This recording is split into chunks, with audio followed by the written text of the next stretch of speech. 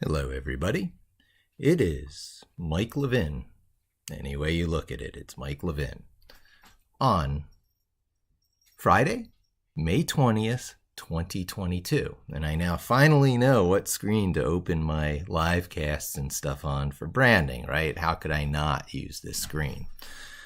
This contains my blog, which you should all click into and look down and find some interesting topic to read about.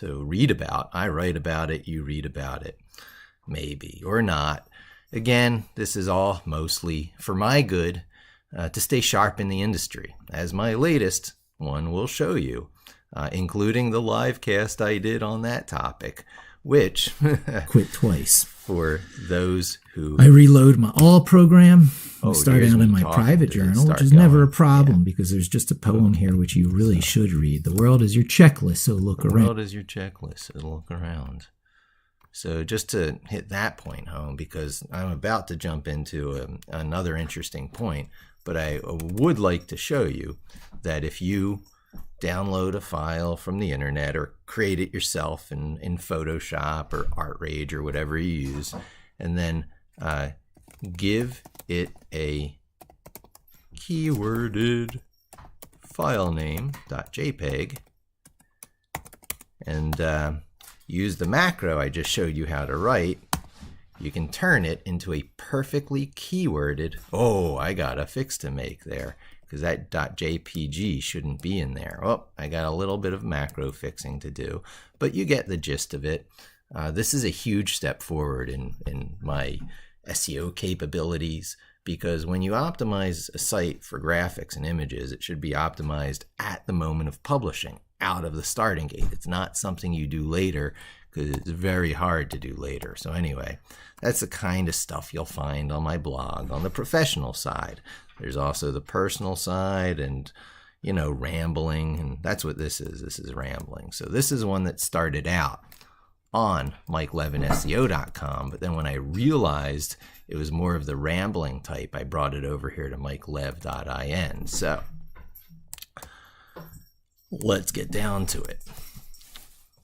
I started writing about, how the text editor wars still exists between Vim, or VI really, and Emacs.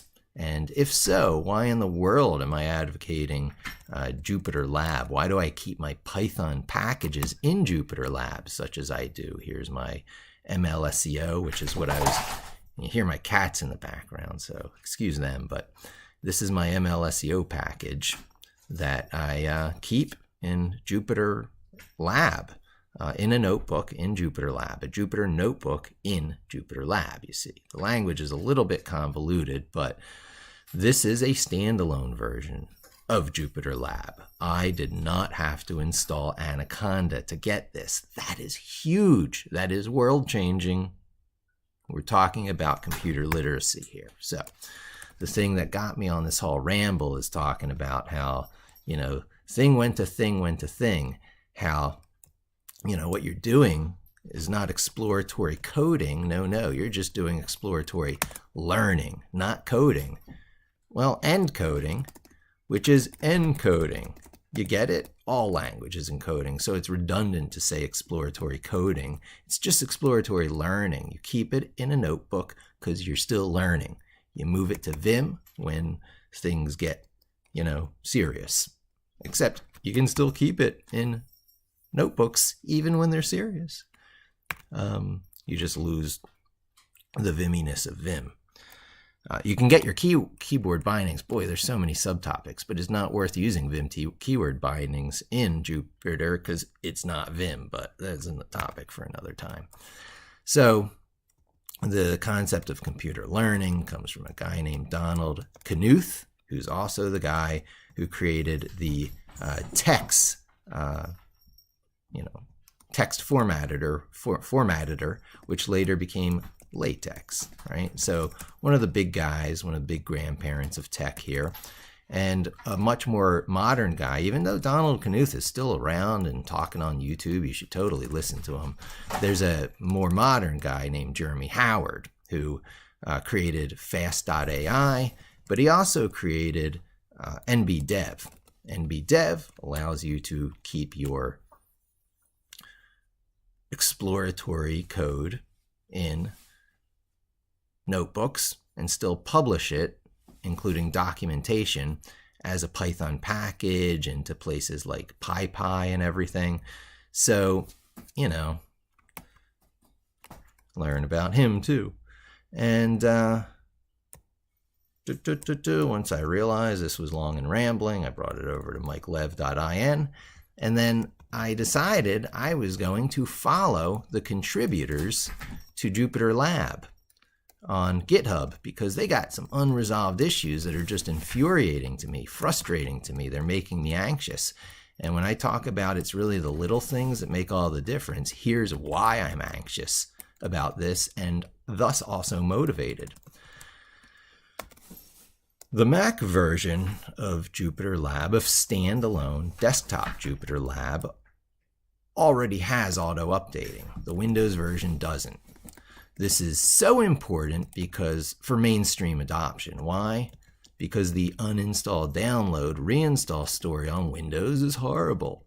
You have to uninstall 2 components.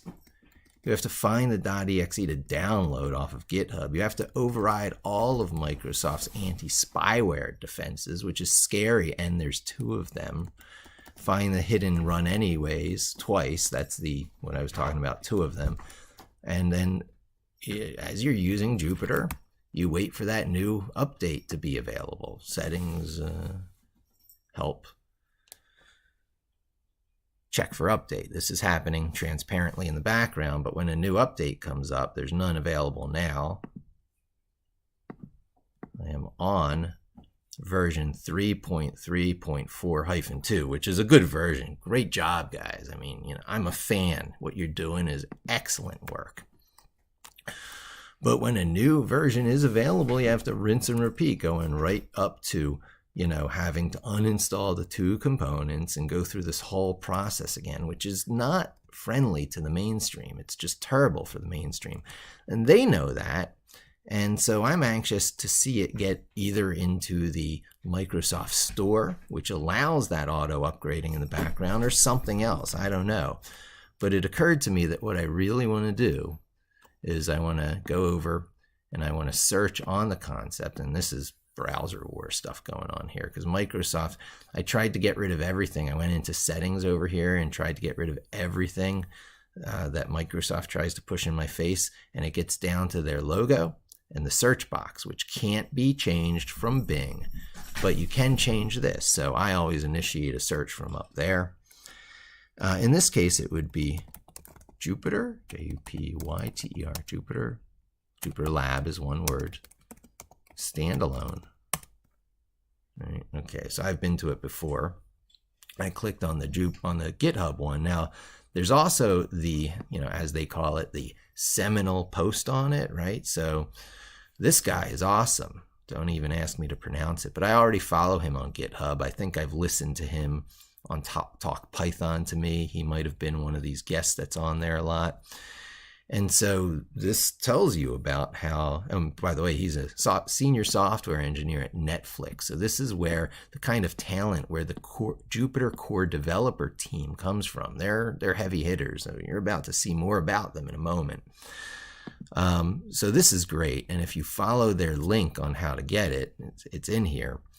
But it's also that second link I know from experience. Whoops. I know from experience it's this link here. And then the downloads, you have to sort of go in and find your way to it. There's been 19 releases. This is the latest release. You find the one for your operating system here, and then you start the process I talked about over there. For me and most people in the world, it will be this version. You can see the bias against it from the order they put it in, right?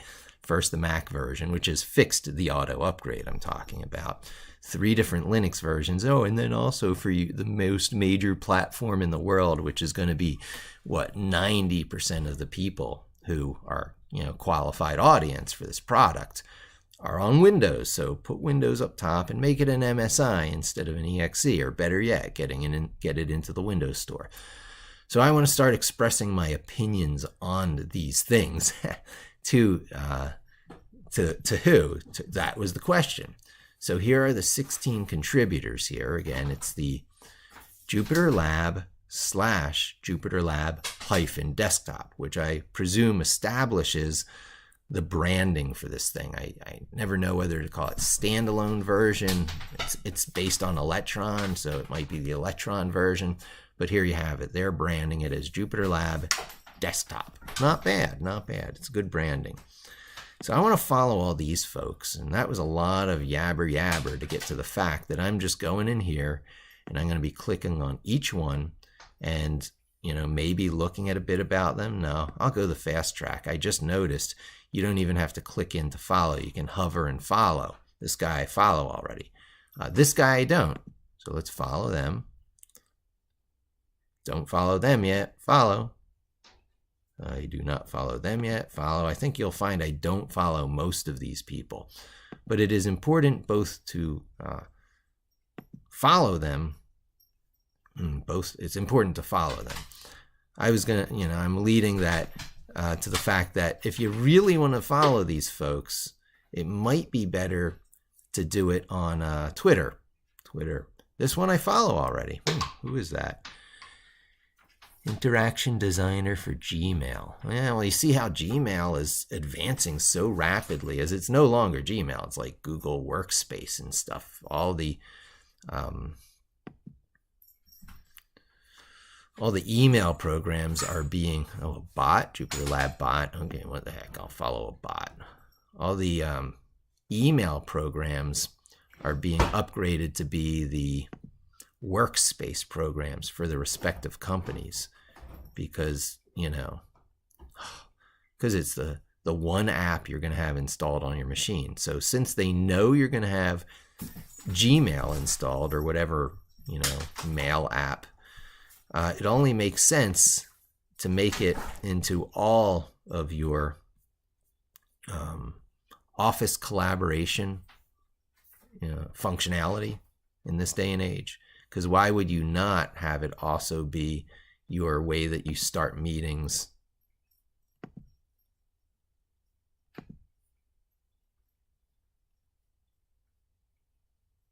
So I clearly have some double checking to do.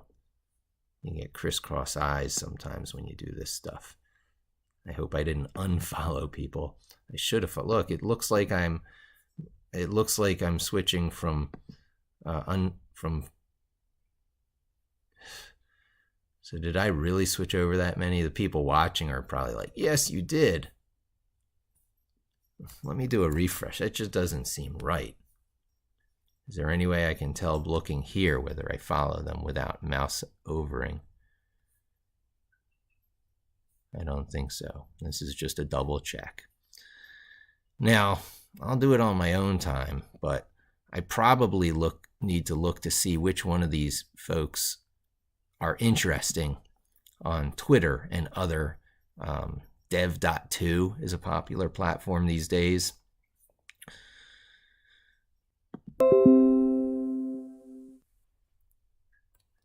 Well, let's see if I'm still live casting. OBS Studio disconnected. It said it just reconnected. So, yeah, see here.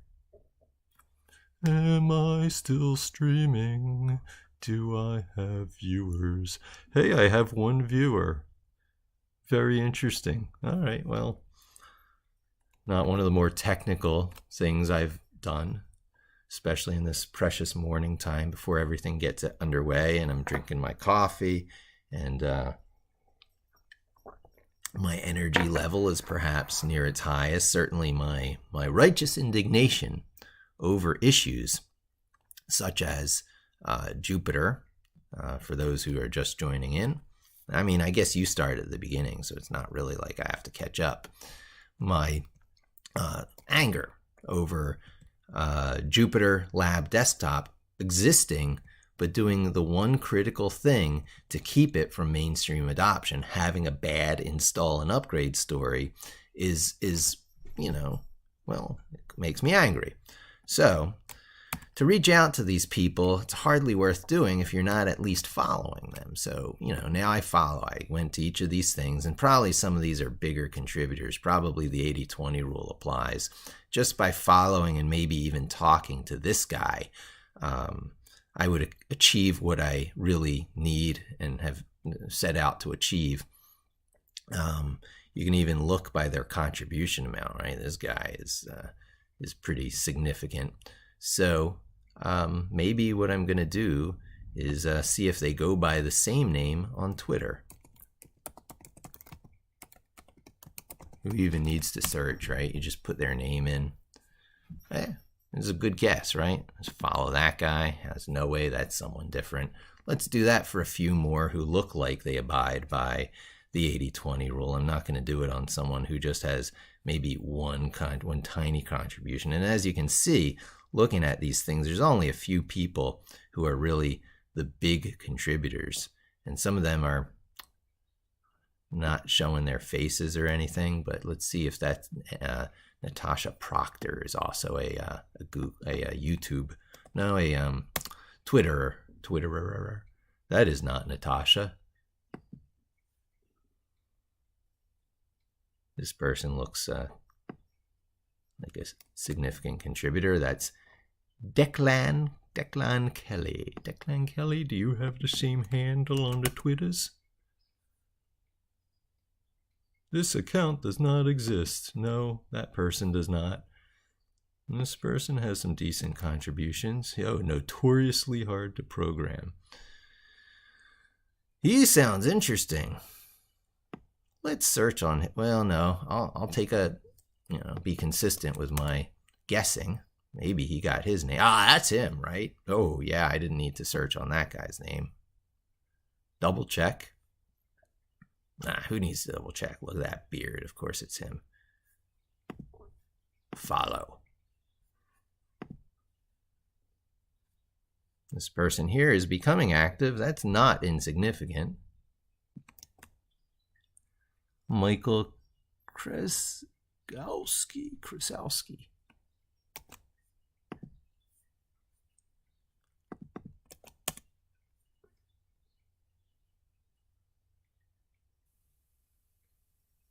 I do not think that's them.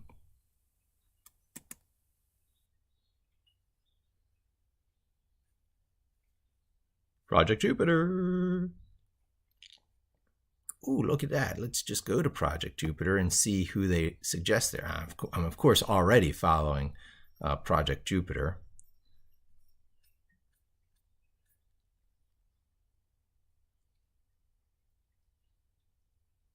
They're retweeting certain people.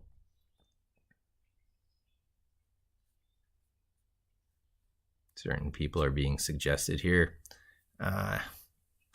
While that seemed like a good lead, I do not think I'm going to chase that particular red herring because this is the Twitter algorithm. This is not explicit, these people do stuff on the Jupyter project.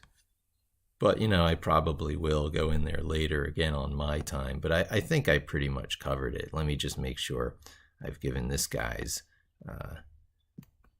a fair chance. Yeah, that's him. Follow. Okay, so 80-20 friggin' rule. Got to use it. It's a tool.